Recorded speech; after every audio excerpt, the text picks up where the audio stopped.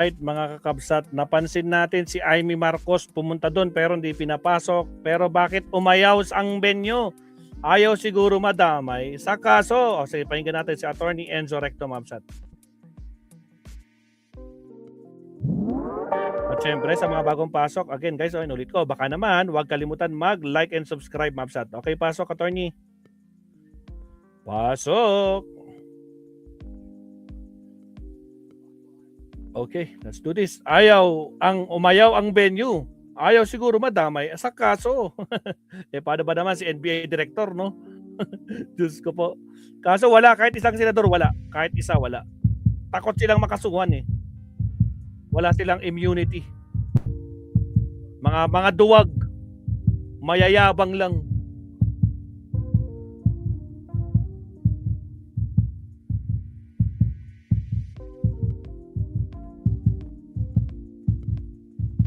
O ito namang si Amy Marcos, dahil hindi siya pinapapasok, kung sinisisi ang gobyerno. Testigo, hinggil sa flood control.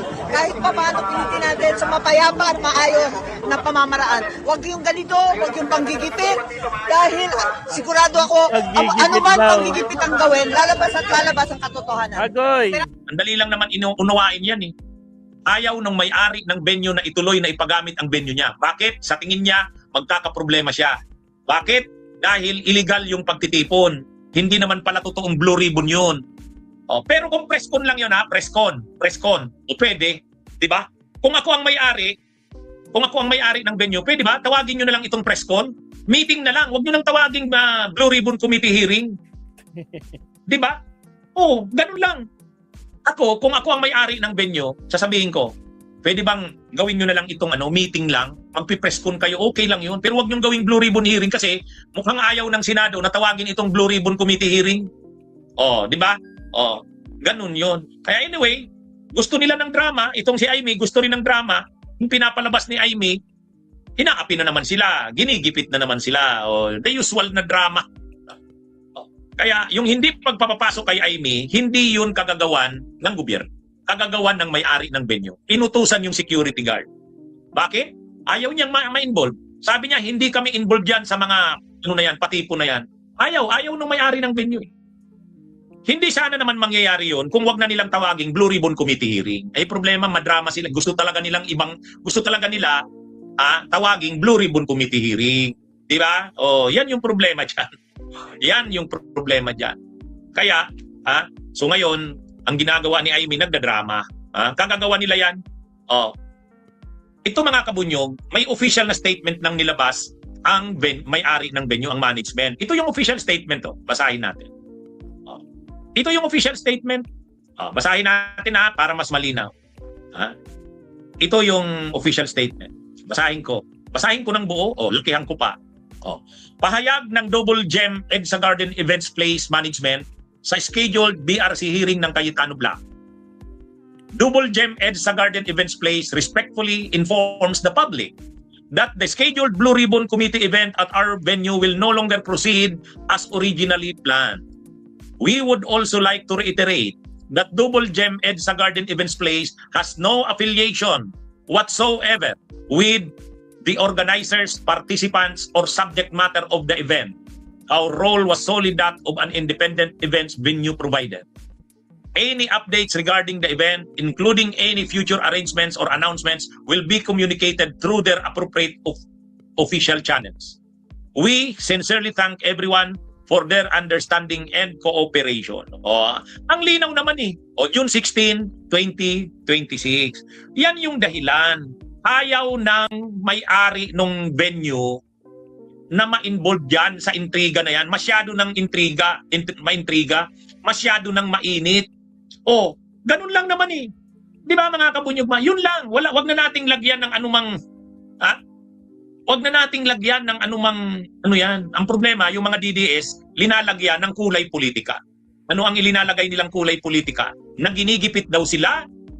Na nakikialam daw ang gobyerno? Wala, hindi yun.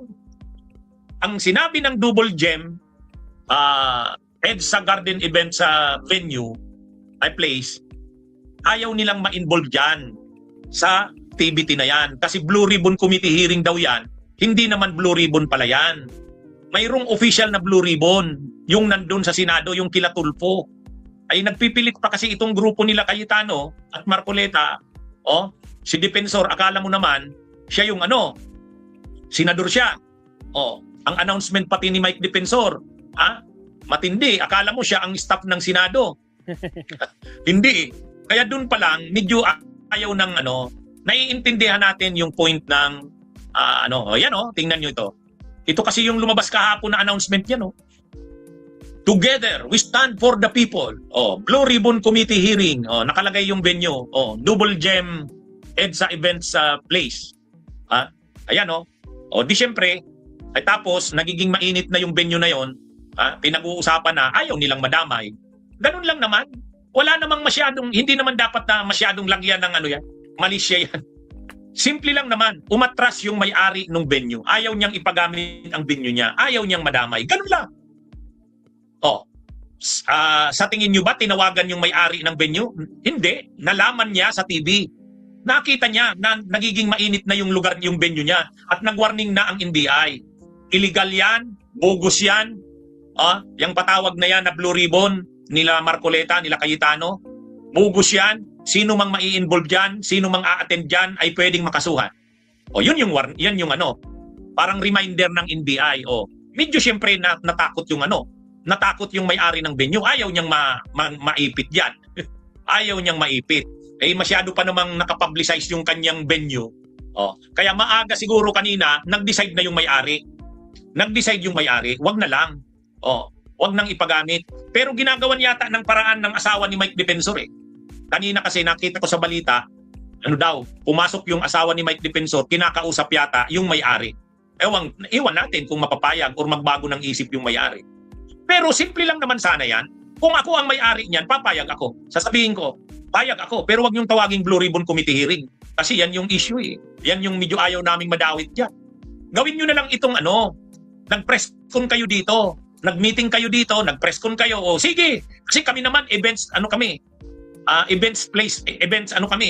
Siyempre, trabaho nila, negosyo nila, mag-arkila kung may gustong mag-arkila. Pero wag lang yung illegal. Yung pag-hold ng Blue Ribbon hearing, illegal yun Pero yung mag-hold ng press con, hindi illegal yun. Di ba? Kaya ganoon. Kaya lang, ang problema kasi, ang gusto talaga nila Mike Defensor, intriga May sulit pa ba? Sulit sa Jollibee Chicken Joy, sarap savers. Masarap to. Gusto nila palabasin na Blue Ribbon Committee hearing talaga yon. Yan naman ang problema dyan. Kasi talagang intriga ang gusto niyan nila Marcoleta Kaya ayaw namang madamay nung may-ari ng venue. Ayaw nila. So ngayon, ang pinapalabas ng mga DDS, si Aimee, mga vloggers ng DDS, sinisisi nila sa nagiging bulilyasong ito ang gobyerno. Ginigipit daw sila. Wala namang panggigipit yan. Walang panggigipit yan. Natakot lang yung may-ari ng venue. Which is tama lang naman. Ayaw niya rin ng gulo. Negosyo yan Bakit naman ayaw niya rin magkaproblema siya pagdating ng araw? Di ba? Kaya lang, iba naman ang agenda nito nila Marcoleta, nila Aimee, nila Defensor. Gusto talaga nila intriga. Gusto nila i-cover ng media. Yan yung Sabi ni Erwin Tulfo, ang totoo dyan, yan anyang patipon na yan. Hindi lang yan simpleng patipon. Mayroon diyang destabilization. Hindi sila nagtagumpay. Diyos ko po. Siya, mag-second to the last topic time. Punta naman natin si Attorney Rene sa nangyari kanina sa Peking Blue Ribbon, unauthorized Blue Ribbon. Kuno. Puntahan mo natin si Attorney. Okay, countdown muna tayo sa here we go. Again, sa mga bagong pasok, huwag kalimutan mag-like and subscribe.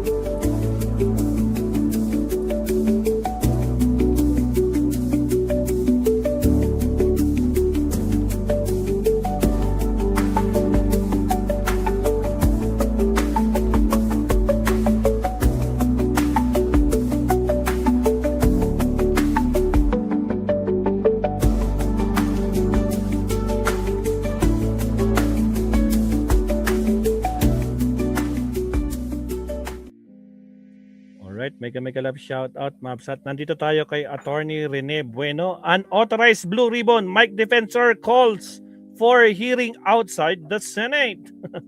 Sige, pakinggan natin si Attorney. Attorney, Buenos días, buenos tardes mga amigos, mga amigas, sa aking mga kompanyeros at kompanyeras.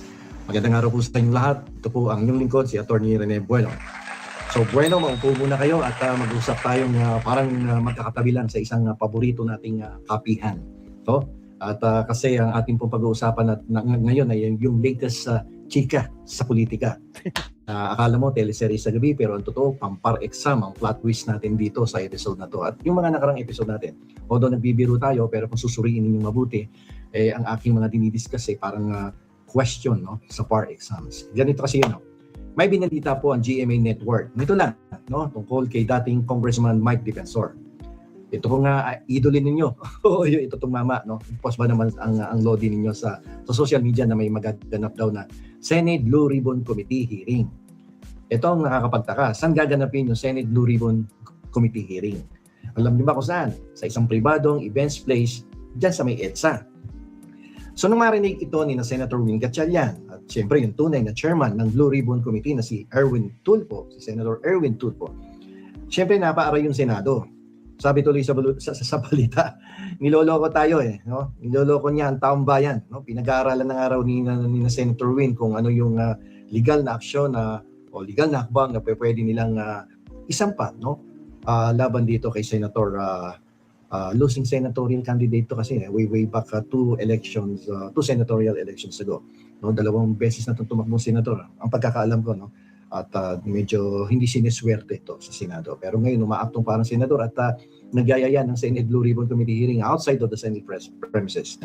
So para mas maintindihan natin kung bakit umabot sa ganitong level ng tensyon, kwentuhan natin, no, gamit ang batas, pero doon po sa paraan na hindi po sasakit yung ulo ninyo, no?